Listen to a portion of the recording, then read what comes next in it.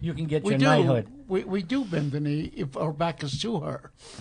And Gersh, the voice you heard there, Gersh Kuntsman? That's correct. Yeah, who has a play in the Fringe Festival, and I have to thank him because I got a text from Ginger Adams Otis, and she said you edited the piece she wrote about my play in the Daily News. So. I mean, I'm a triple threat. I mean, let's be honest about that. Playwright, columnist, editor, bon vivant.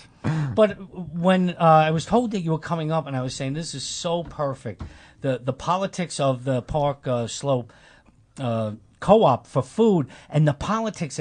I mean, the one difference between that and WBAI, we don't have a court where people are brought in, producers are brought in. But out in Park Slope, there's an actual court with judges and lawyers and everything. There was a story just recently about some trial that went out, and this is over food. Yeah, so you're making it a little bit more elaborate with trials and courts and Your Honor. It's not it's like more that. Like tribunals. It's like a tribunal. Yeah, so basically, like if someone is caught shoplifting at the Park Slope Food Co-op, you can't just kick that person out. There has to be a series of hearings. It takes a year to get someone out, even with a police report that the person was shoplifting. It's crazy. So that's actually a funny part of our show is there is a brief meeting where they call someone's been killed. Obviously, Murder at the Food Co-op is the title of the show, and they still have to convene a committee just to decide if they should call the cops to investigate the murder of some. Do you have surveillance footage and stuff like that? Yeah, that's so 2000.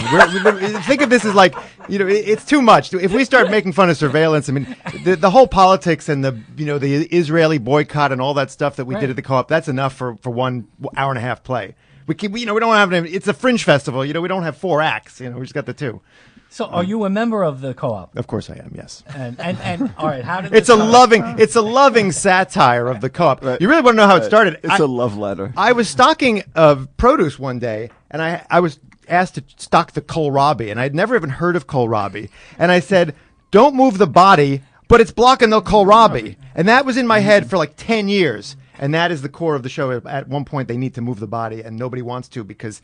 They can't get to the produce, so it's just that's where it started. But then the whole Israel boycott. I don't know if you remember. It was about 4 or 5 years ago. The Times covered it. We all covered it. There was a group of people in the Co-op who wanted to boycott Israeli products. Now we get like a pepper and maybe a Soda Stream container from Israel, but they wanted to boycott those products because they help the Israeli regime, which is occupying the West Bank, etc. Your listeners are very familiar with that. They know about it. It's called yes. the BDS movement, Yeah. and it became this whole year-long debate, not about whether we should boycott Israel, but whether we should have the debate about a vote to boycott Israel. So it was a year long, and we decided, no, we can't debate it. We can't have the vote. So that became a big part of the show, Wasn't too. there something about stocking like Israeli tomatoes? Yeah, tomatoes, peppers, and I think we get a cosmetic maybe from, that sea salt from the West Bank. So it was crazy, and we never even took the vote on the boycott itself. We only talked about should we vote on the vote about a boycott. You have a very large Palestinian membership, do you? I wouldn't say large. I would say we do have some. We do have some, and also there are plenty of obviously Israeli Americans who support what they call the BDS movement because Israel has its own issues to deal with. That's obviously across the sea from our supermarket, which is sort of the funny thing about our show is it's a supermarket. It's not a radio station with a political activist listenership. It's not a newspaper. It's not a political arm of government. It's a grocery store. And yet we debate the issues of the day, and that's sort of what makes the show fun. Is it a regular store, Gersh? Well, no, you have to be a member to be in there. Right. So all of us have pledged, not loyalty oath, but we've pledged to be kind of good Co-op members, not steal from ourselves ostensibly, not use too many plastic bags, basic supermarket stuff. But there's a whole political arm of it, just like, well, you guys are running a radio station here, and maybe you want to talk about your favorite recipe. Somehow, your callers or whatever, it gets into politics. At some point. No, never. Oh, no. You made that sauce? Where'd you get that tomato from? Exactly. Oh, yeah. That's exactly it. So that's what informs kind of the comedy of our show, is that no good discussion goes unpunished with some long side discussion about something else, even to the point of where they can't even investigate the murder without convening the committee. Well, I belong to a weekly thing in the summertime mostly. It's a farm that's upstate New York, but they bring in the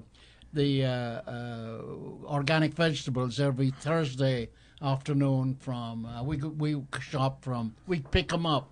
We pay in advance about $300 a year, and we pick up the vegetables from 3 to 7 Not on the same. Thursdays. It's Not the yeah? same. I mean, But do you have? Is you organic or are you? Well, we have a lot of organic produce, Yeah. but what you're talking about is a CSO. That's right, Those yeah, letters are foreign to a co-op member. We go to the co-op, we work our shift. We investigate murders when they happen, but we work our shift. We don't expect some farmer to do all the work. We're going to stock it. We're going to make sure people can get it. We man the checkout. We man the lines. You have to come. We have we all have to volunteer. Oh, you do? Okay, well that's good. Yeah, so, we check out people, check them in, and we count and lift barrels. but there's no shoplifting, for example. Like you wouldn't have to have a committee to investigate a shoplifting. Like stealing. No, we don't. Not yet. Not yet. Okay. Well, there's a sequel to my play coming. It is the honor system. You can't there's a thing on the board which says this week you get 4 vegetables, 4 peppers, you get 1 cabbage and 3 pieces scallions and that kind of. It's all up there, and it's on your honor not to take any more than you are. Well, you could take a 5th scallion. You could take a 5th scallion. Well, I don't know. I mean, it's that sounds. What would very the penalty serious. be? Death? I mean, the way you guys are taught. Oh, if you're caught. No, but look, there's a line in my show where it says, "I don't care what you tell them, but just don't tell the membership committee about my nanny." You know, like I don't care if you want to frame me for murder. Right. That's how serious the disciplinary thing is. You know, you get caught in that year-long hearing, you're stuck. You're suspended. You can't shop. You can't get your scallions. Can you do you have yearly dues or No yearly dues. You have a one-time membership fee, which I actually think you get back at the end, and then you You work have to your put shift. in your hours. Put in So 2 what and 4. stuff do you sell? We sell everything. It's a supermarket. We sell produce. We sell batteries. Yeah, batteries. Even those disposable batteries. So you have Are they blood batteries? Did they come from Africa? They might have. They might have. We got Pop Tarts. But they're all. It's sort of a crunchy granola kind of thing. They're not. Kellogg's toaster pastries. They're like the independent brand. But the staff is not volunteer, right? We're all there's a handful of paid staff, but it's all co-op labor. We've got 40,000 members in the Gersh, co-op. wasn't there another scandal, like a mini scandal about like people were having their nannies and the help work their hours for them? The whole idea is that we're just modest income, we're just I wanna liberal go on record. folks, but really they're making a lot of dough and they're hiring. Full disclosure, that never happened with me. But Corey Kilgannon, who, as you know, writes for the New York Times, should know that story was never actually verified. There's been a lot of rumors that people have their nannies go in, and some papers, the New York Times included, reported it, but it's never actually been verified.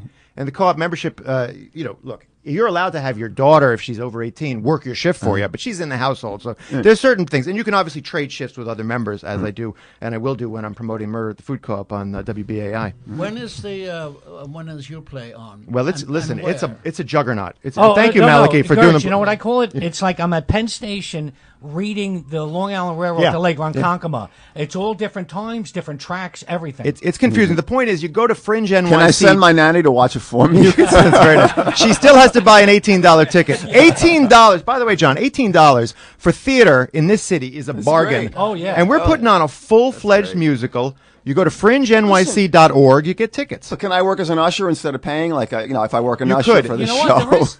There is something with the Fringe. Yeah, that the you Fringe get has tickets. interns. You get a free ticket for every show you work. So if you want to work just one show to get one free ticket, you could do that. It's at fringenyc.org. They have all that information. Now, have you put this on somewhere else? No. The Fringe Festival, one of the great things about it is they require everything to be a premier event. I mean, at You least could that, workshop it at the co-op, right? It's my life story, Corey, my life story. But no, it's an original musical. I co-wrote it with Mark Dinkin, and we had worked on SUV, the musical, 10 years ago at the Fringe. I don't know if you know SUV. You're looking at me like I no, SUV, the musical, was an award-winning show, also making fun of America's obsession with big cars. Right. This is sort of the food version of that. But the Fringe Festival, as you know, John, you've done stuff at the Fringe before. No. This is the first one. I got to give them a plug, not because they set me up with this great interview, and obviously I'm getting paid for this.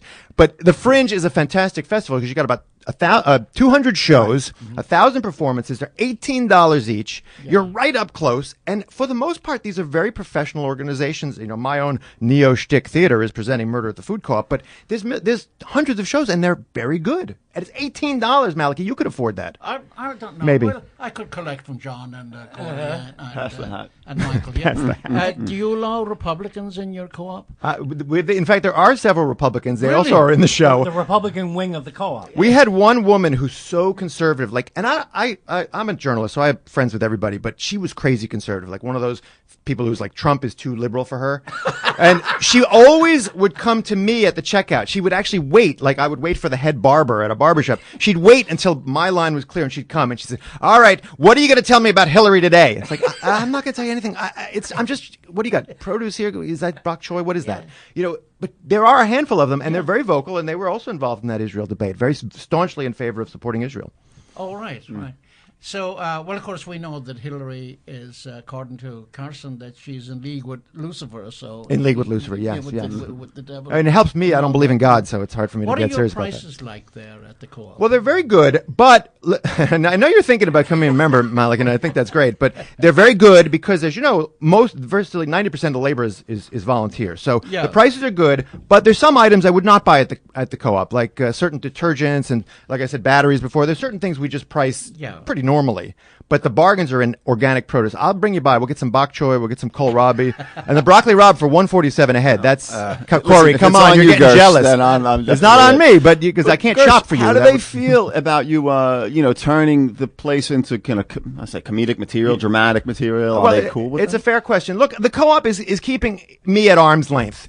I wanted to go in there and rent a few, what do you call them, trolleys and buckets and carts and everything. They were a little bit like, you know what? You can hand out cards outside the co-op, which is 15 feet, 4 inches, by the way, if you're checking. So I've been handing out cards. You know, they all know about it, and it's sort of fun. It was like, oh, I heard about this show. Are you going to come see it? Ooh, you know, there's that question. It's like, it's not a takedown of the co-op. It's a satire. They don't want to be seen. Well, they're going to be seen on stage whether they come to the show or not. You know, is it a one-person show? No, Maliki, God bless you, because if it was a one-person show, I would have it produced already. Yeah. I got 9 actors, I got 4 set designers. It's crazy to wrangle all these people, and actors are crazy. You're a one-man show, John, right? Thank God. I see on the chatter board all the, oh my God. Someone's with Sage, someone's with this union, he can only work this many hours, and we can only do this. The actors are crazy. They literally, we made them sign a form when they auditioned. What are your conflicts between now and the first show?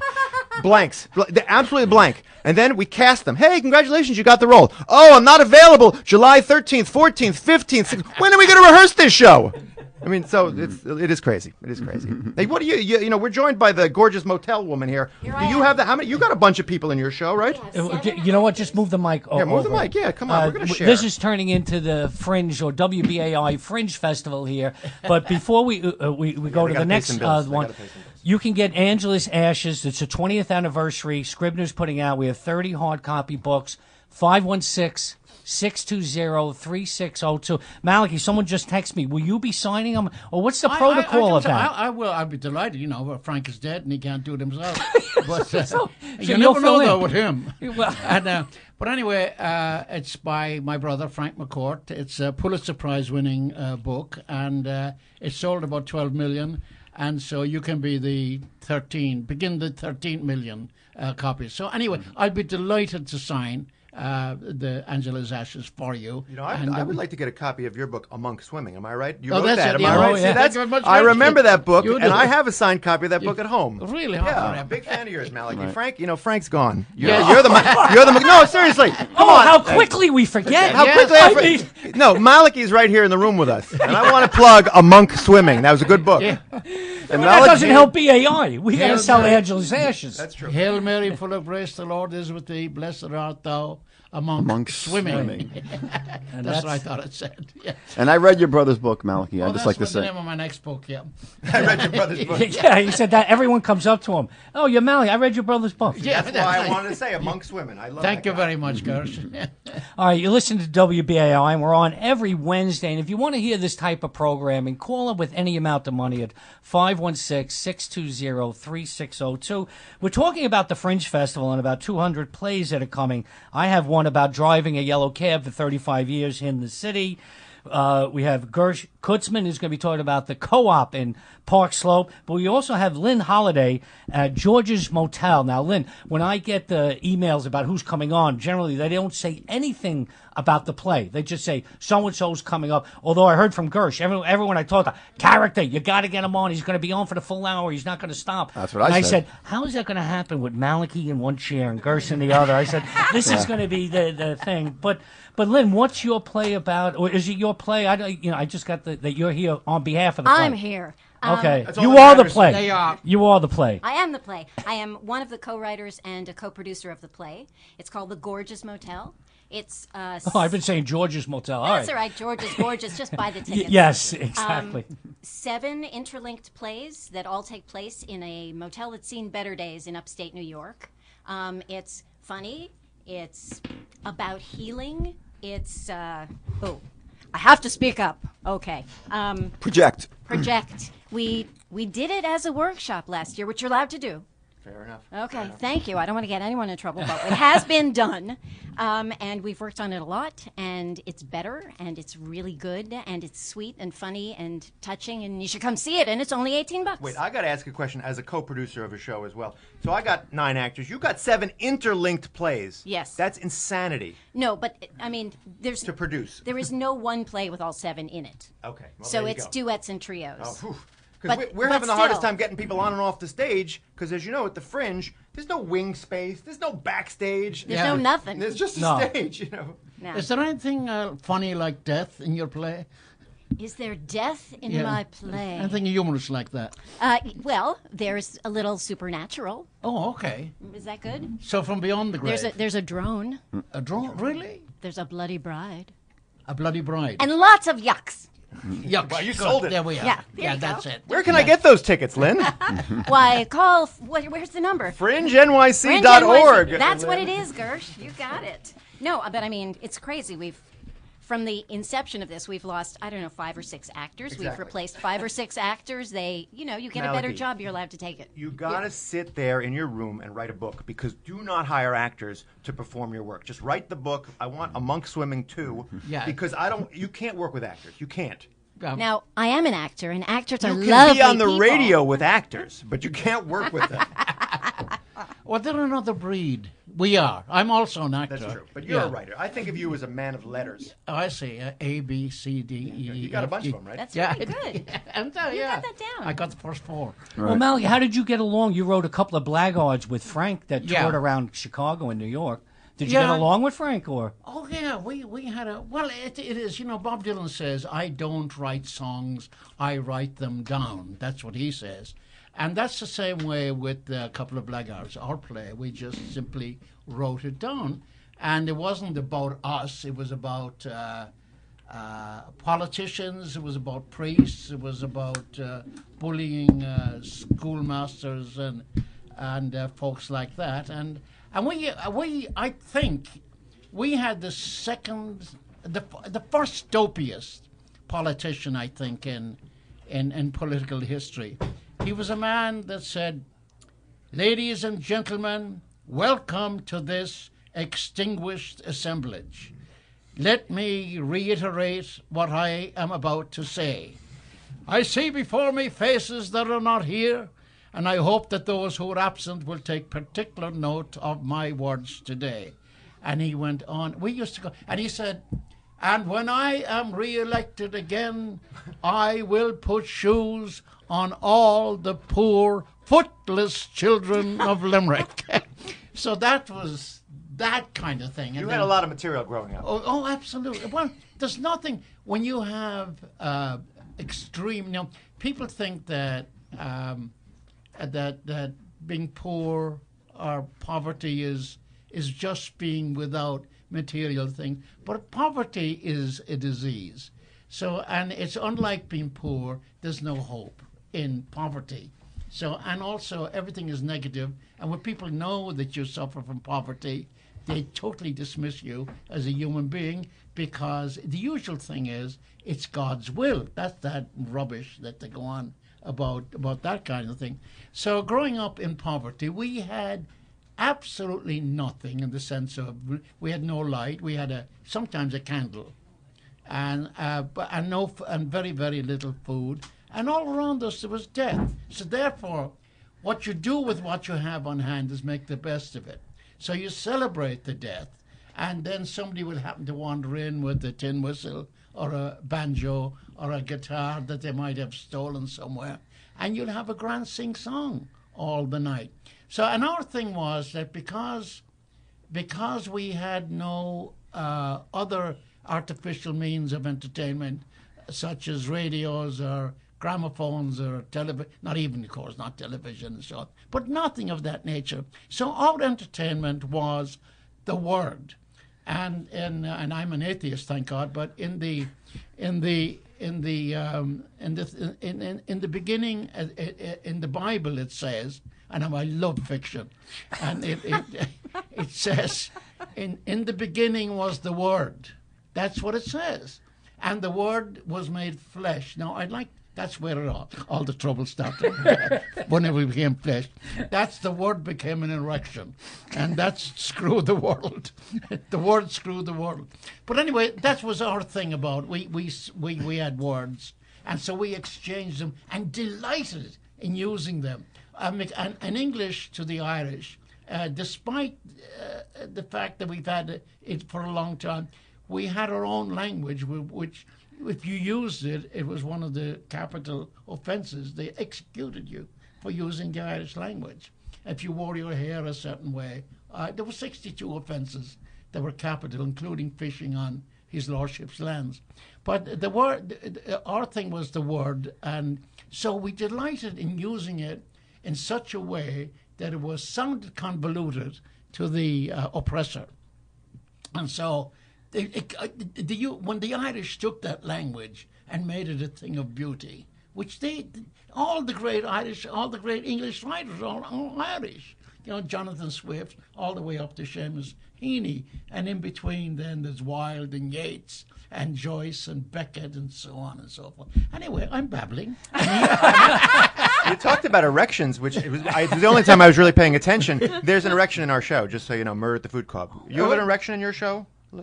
It's not visible. Not visible. No, I didn't say mine's visible, but it's an important part of a fringe. But there's festival nothing show. stiff about the show. Nothing stiff. Oh, sorry about that. No, I think you should turn the Bible. You should adapt the Bible into a fringe festival show. Well, that'd be a good idea, wouldn't it? Yeah. In the name of God. Piss some people off. Monty Python tried that here. It would work on a small 18 by 18 stage with no wings or side. Yes, and if you could do that without actors. Well, No actors. perfect. A one-man show. The Bible. One-man show. Our invisible means of support.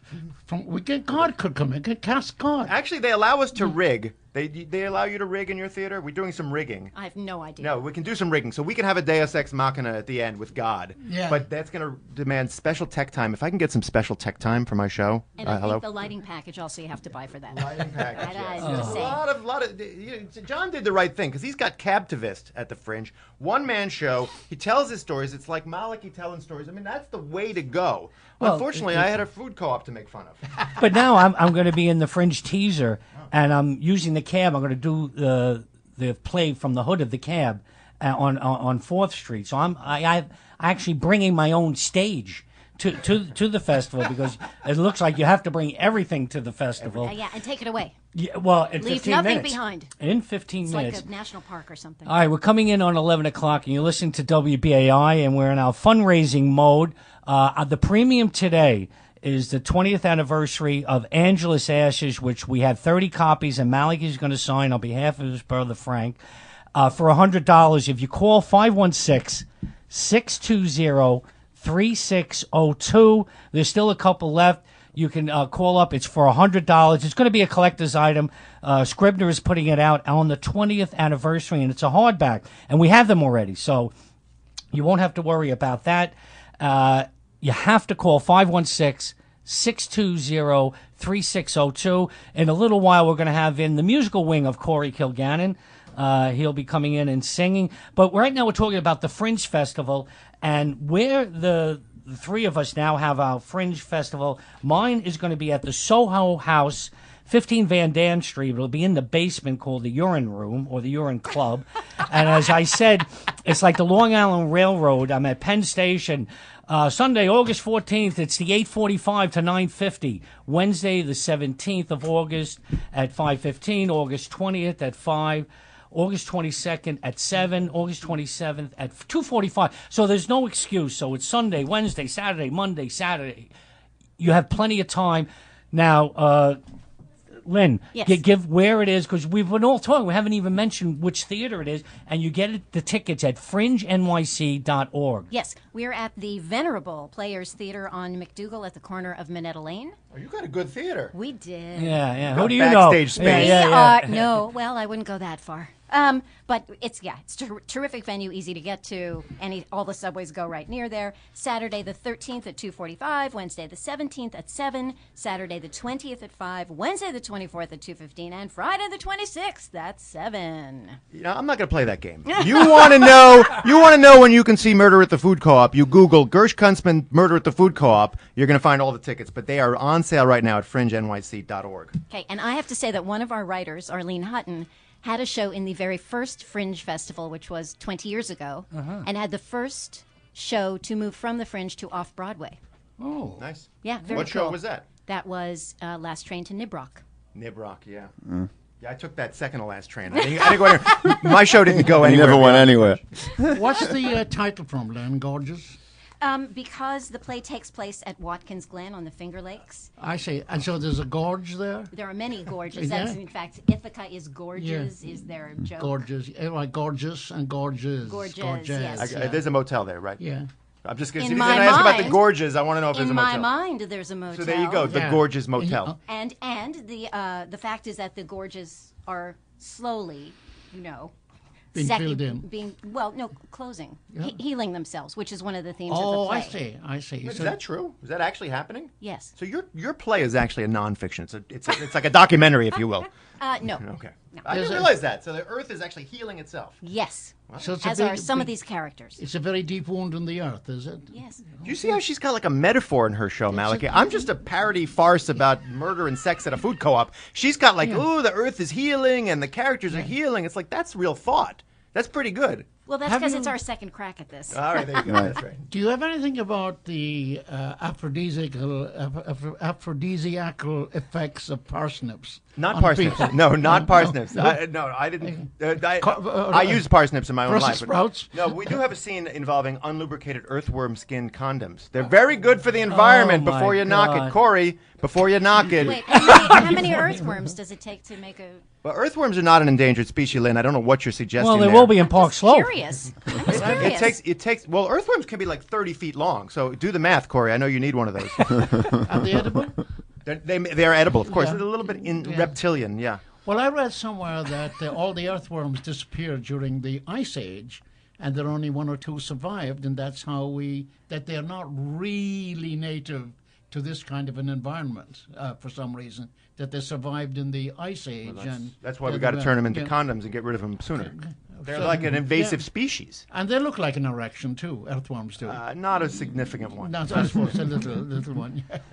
Is this getting a bit naughty, Yeah, Michael? I don't think so. I think you can say erection. Michael's got his hand on the mute button. Right. There's a list on the wall of 7 words you cannot use Oh, on radio. no. Yeah. Don't bring George Carlin back here. All right. So some of them rhyme with sock and Yeah, so sock, forth, and some rhyme with it, and some rhyme with ISIS, and so on. You could And- do rhymes. and, You could do the 100 rhymes you can say on radio. Yeah, and then there was the acting couple, the Lunts. There's a rhyme with that, and so right, Michael. This is dangerous. With his hand on He's trying- hand on the button, forcing a smile on at the the nuclear moment. button. Now, Gersh, I want to bring it back to BAI. Do you go to any of the meetings there? Because BAI meetings, I mean, there's a special place in hell for people that have them. But the Robert Rules of Order.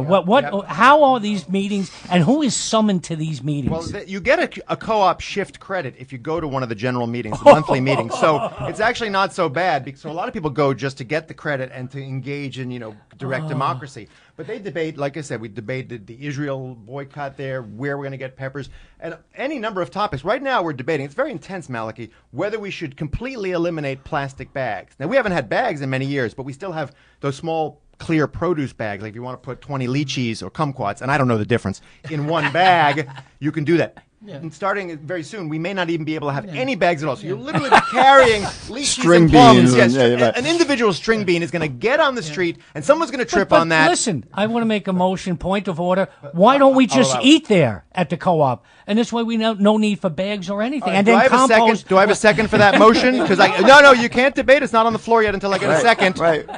I don't hear a second. The motion dies. Well, going back to lychee nuts, that's what you get. That's what you get when crossing a swamp. Bada-boom. I mean, we have jokes like that in our show, so come on down. Come on down. No, the thing is, it is crazy though with those meetings. I've been to them where we've debated everything from, like I said, trying to kick someone out of the co-op who has shoplifted, actual documented police reports. Convictions, not just reports, because a man is innocent until proven guilty. Convictions in court of shoplifting, and we still can't kick that person out for like a whole year. Why? What would be the resistance there to doing that?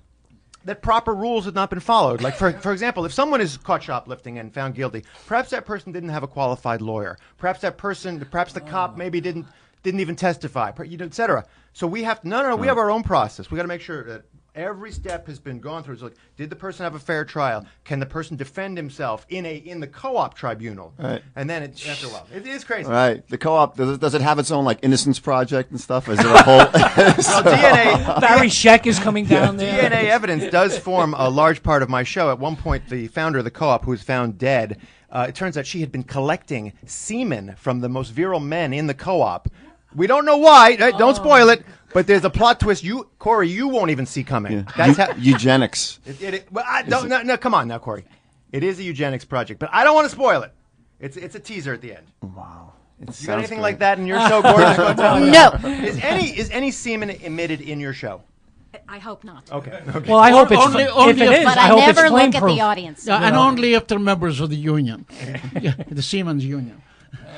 Oh. Well, you know what? We should write something together because Well, you see, the purpose of a pun is not to make you laugh. The purpose of a pun is to make you groan. Yeah.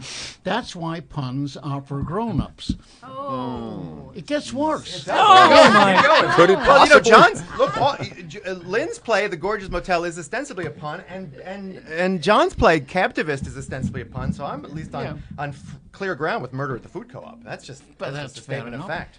You have many people in your cast, Lynne? We have 7. We have some terrific people. Do you know people like to hear their names mentioned? Yes, why don't I say their names? Yes, wouldn't that be nice? We have Dustin Charles and Jodie Flater, both of whom did the workshop production. We have Ryan Wesley Gilcreath and Eileen Kristen, who's a huge soap opera star and is the sweetest woman you have ever met. I worked with her for years on Ryan's Hope. Yes, that's exactly. She is. I adore her. She's great. Yes, she is. Yes. She's supportive and warm Fantastic and actor. Yep. unbelievable Yes. and the most funny, the most gorgeous figure I've ever seen. Yep. And I'm not attracted to women, so it's am. weird for me to say that. Cynthia Mace, Jordan Skinner, and Amanda Sykes, they're all amazing. Fantastic. Yes. Lovely. Well done. Yes.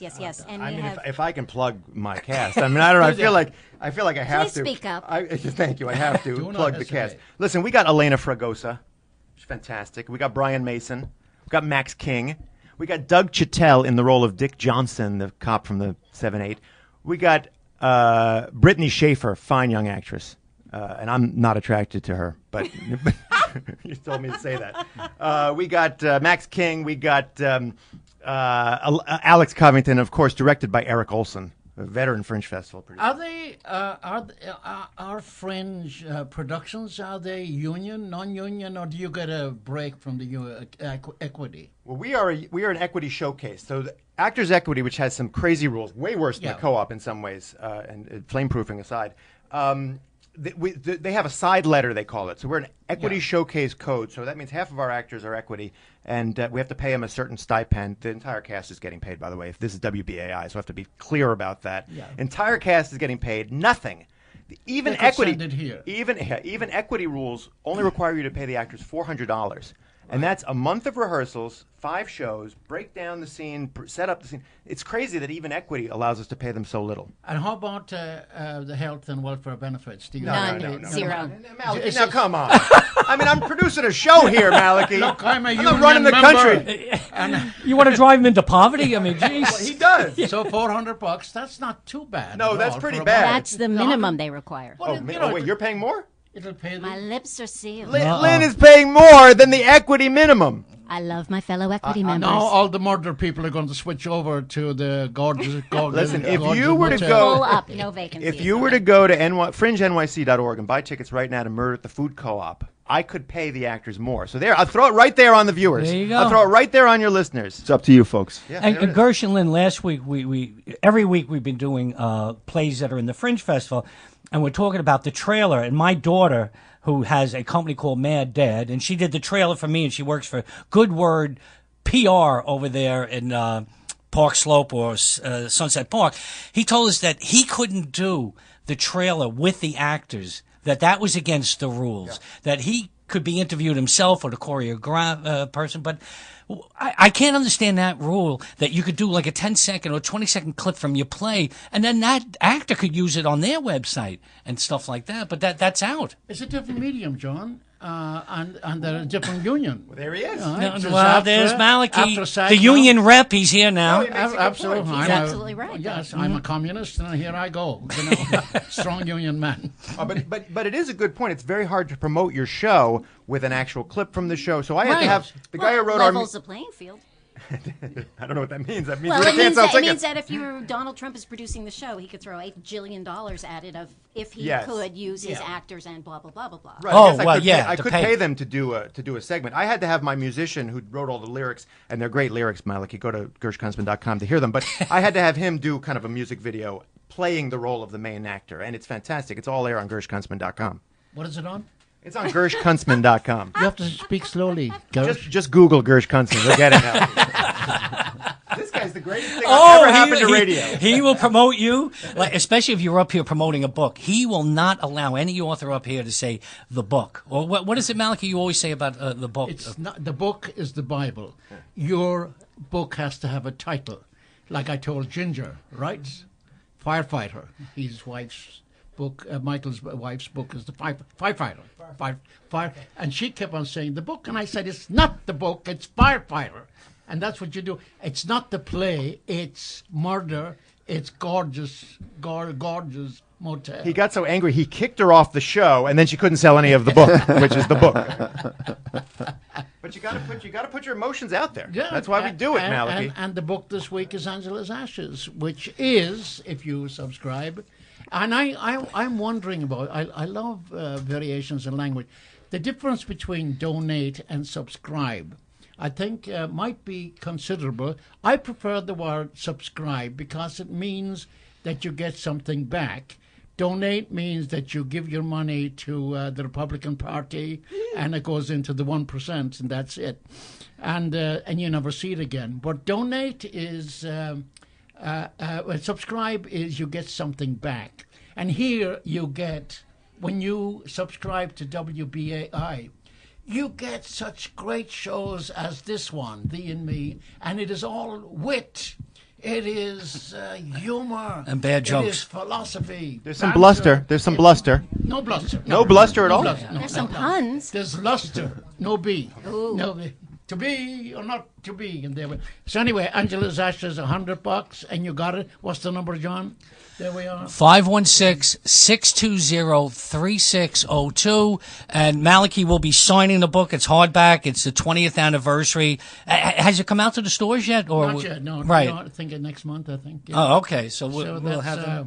that's Angela's Ashes, and it's the Pulitzer Prize winning.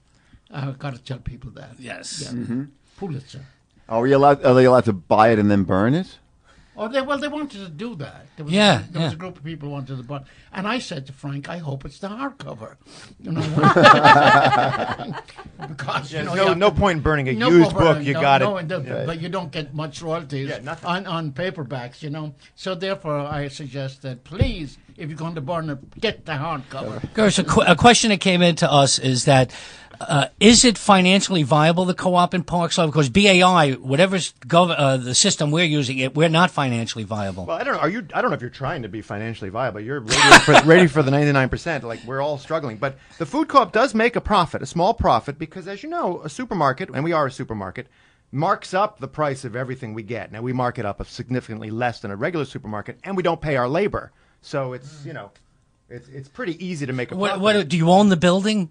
We do not own the building, but we own part of the building. I think we expanded a few years ago into the neighboring building. So there's a whole real estate committee. And Corey, you're looking at me like, why are you not on the real estate committee? If I was on the real estate committee, we'd build a 70-story building above the co-op, 40 stories of affordable housing, a nice apartment for me, of course, and then we'd make some real money. But we don't do that. Because we're a co-op. We can't do that.